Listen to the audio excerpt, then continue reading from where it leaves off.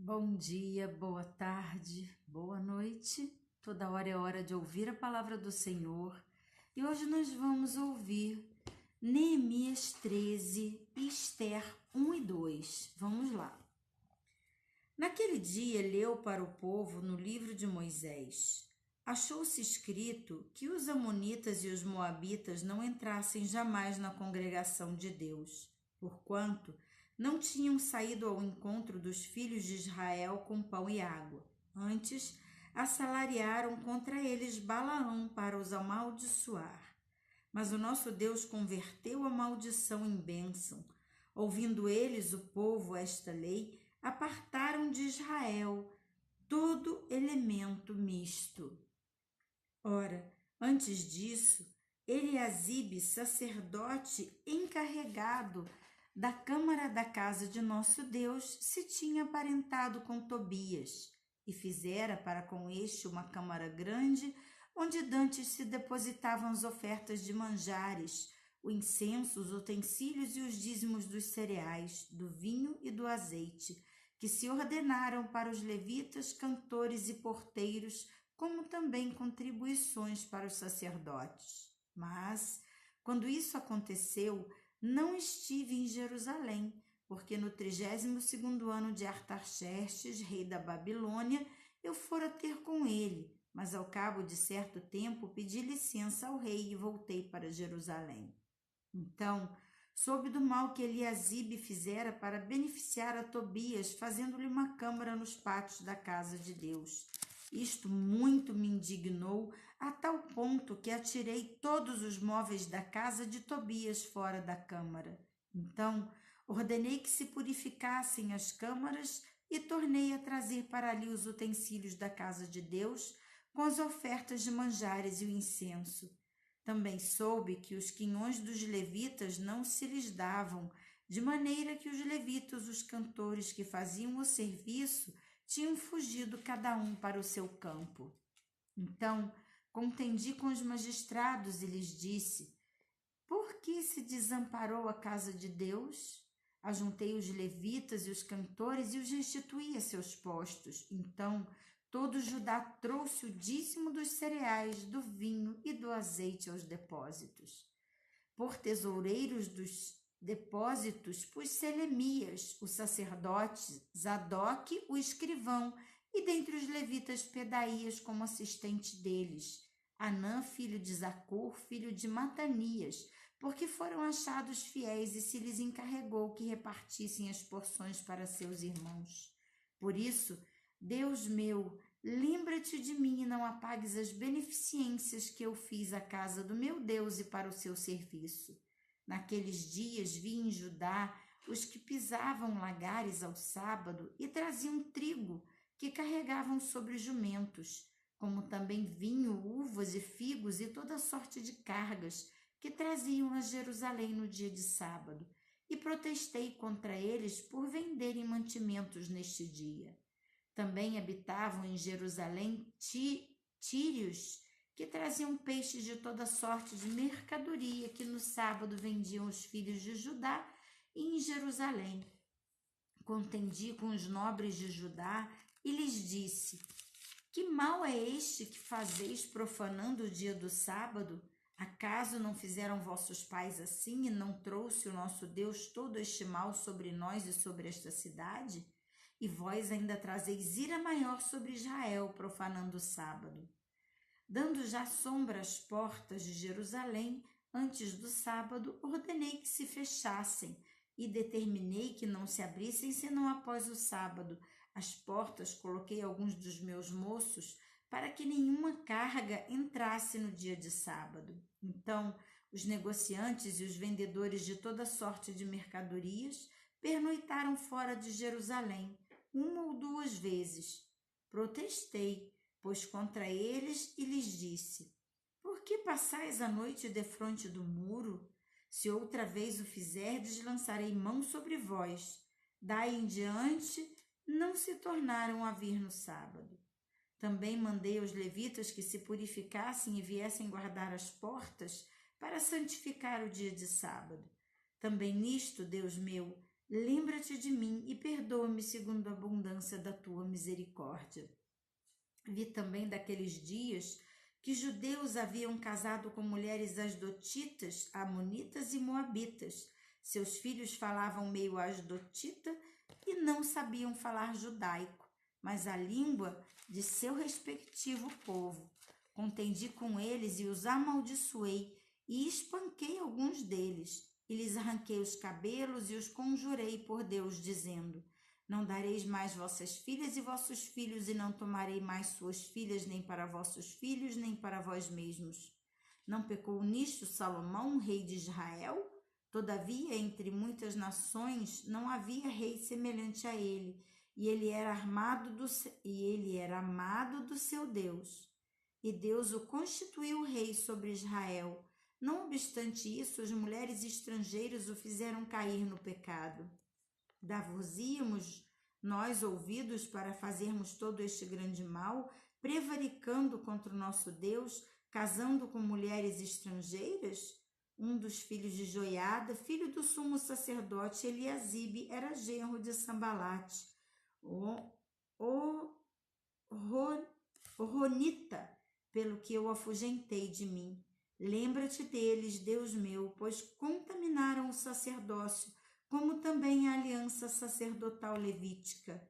Limpei-os, pois, de toda estrangeirice e designei o serviço dos sacerdotes e dos levitas, cada um no seu mister, como também o fornecimento de lenha em tempos determinados, bem como as primícias. Lembra-te de mim, Deus meu, para o meu bem. Assim, terminamos o livro de Neemias e vamos iniciar Ester, lendo Ester 1 e 2. Nos dias de Assuero, o Assuero que reinou desde a Índia até a Etiópia sobre os 127 províncias.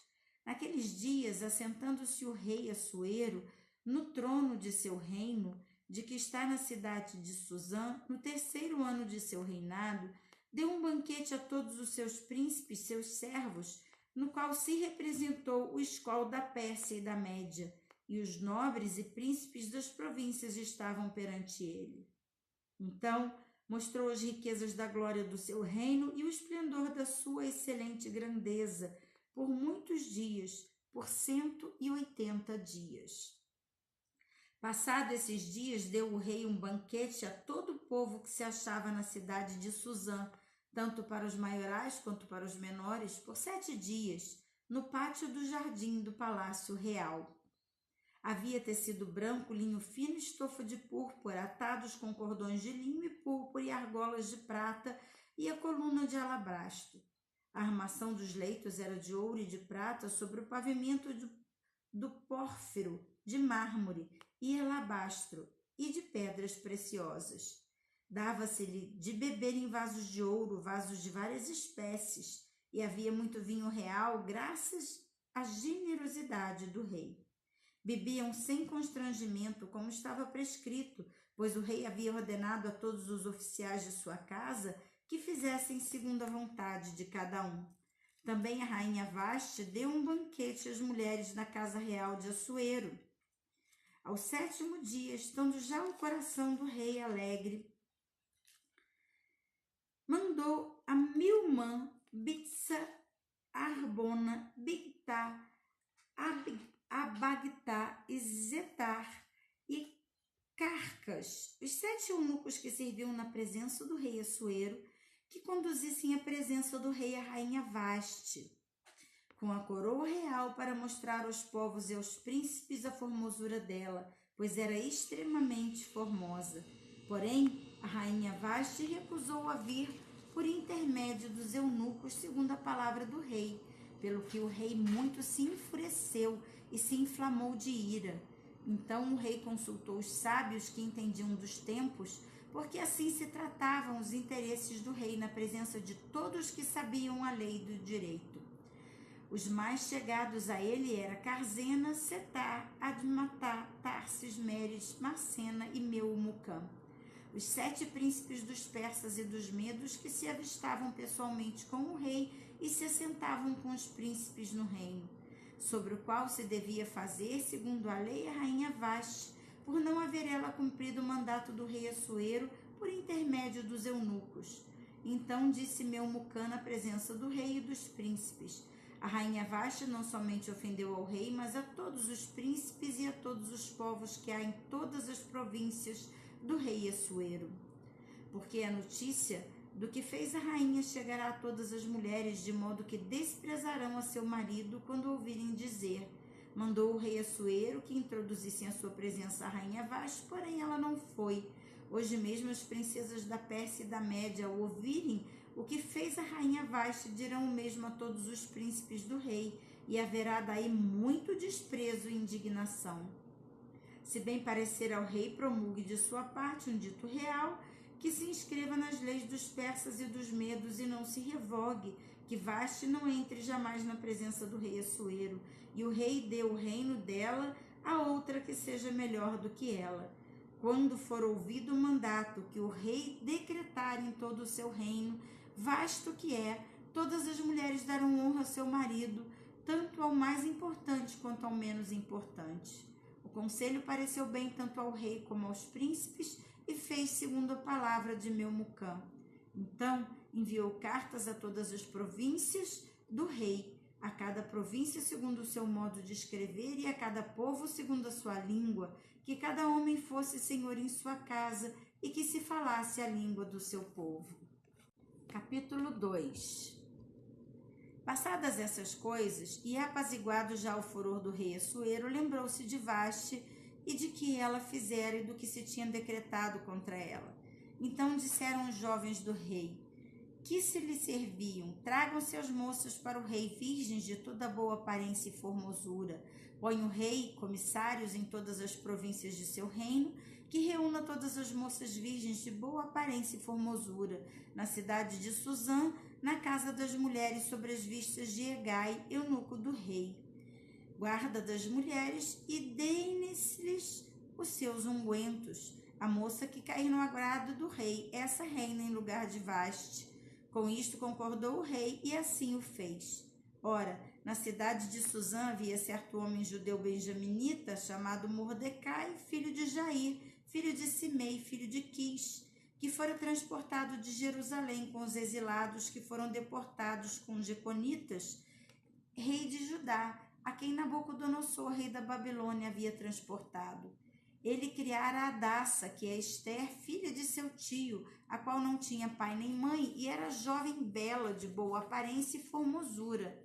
Tendo-lhe morrido o pai e a mãe, Mordecai a tornou por filha, e em se divulgando, pois, o mandato do rei e a sua lei, ao serem ajuntadas muitas moças na cidade de Suzã, sobre as vistas de Hegai, levaram também Ester à casa do rei, sobre os cuidados de Hegai, guarda das mulheres.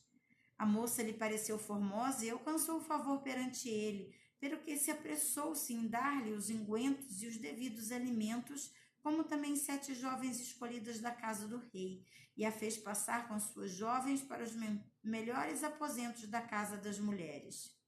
Ester não havia declarado o seu povo nem a sua linhagem, pois Mordecai lhe ordenara que não declarasse.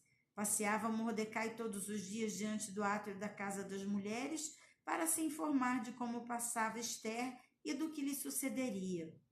Em chegado o prazo de cada moça vir ao rei Assuero, depois de tratada segundo as prescrições para as mulheres, por 12 meses, porque assim se cumpriam os dias do seu embelezamento, 6 meses com óleo de mirra e 6 meses com especiarias e com os perfumes e ungüentos em uso entre as mulheres.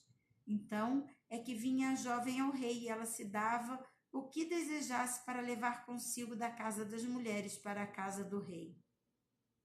À tarde entrava e pela manhã tornava, e segundo a casa das mulheres, sobre as vistas de sagaz do eunuco do rei, guarda das concubinas, não tornava mais ao rei, salvo se o rei a desejasse e ela fosse chamada pelo nome. Ester, filha de Abiail, tio de Mordecai, que a tomara por filha quando lhe chegou a vez de ir ao rei, nada pediu além do que disse Hegai, eunuco do rei, guarda das mulheres. Ester alcançou o favor de todos quanto haviam. Assim foi levada Ester ao rei Assuero, à casa real, no 10º mês, que é o mês de Tebete, no 7º ano do seu reinado. O rei amou Ester mais do que todas as outras mulheres, e ela alcançou perante ele favor e benevolência mais do que todas as virgens. O rei pôs-lhe na cabeça a coroa real e a fez rainha em lugar de Vaste. Então o rei deu um grande banquete a todos os seus príncipes e aos seus servos. Era o banquete de Ester. Concedeu alívio às províncias e fez presentes segundo a generosidade real. Quando pela segunda vez se reuniram as virgens, Mordecai estava sentado à porta do rei. Ester não havia declarado ainda sua linhagem e o povo como Mordecai lhe ordenara, porque Ester cumpria o mandato de Mordecai quando a criara. Naqueles dias, estando Mordecai sentado à porta do rei, 2 eunucos do rei do guarda da porta, Bigtã e Teres, sobremodo se indignaram e tramaram atentar contra o rei Assuero.